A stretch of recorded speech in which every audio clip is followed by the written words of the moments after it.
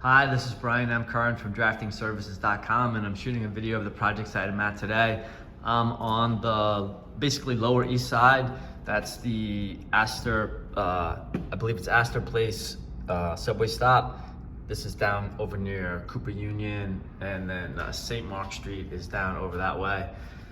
What I'm doing today is I'm in an apartment that has been recently purchased, and they're gonna do some architectural remodeling. So I am creating the floor plan drawing, the RCP, and the electrical plan for the space. This is the great room, the kitchen area I was just panning at. That's the front entrance. There's an office in there, common bath, and then back here we have a bedroom and bath, and this is I'd say this is the master suite. Has double closets, closet on each side. Then here's the bedroom area, and there's a nice sized bathroom. So this is where I'm at today. This is what I'm doing.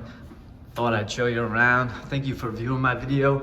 And if you're ever in need of existing condition drawings, whether it's in the city, in the Hamptons, or upstate somewhere, then please feel free to give me a ring anytime.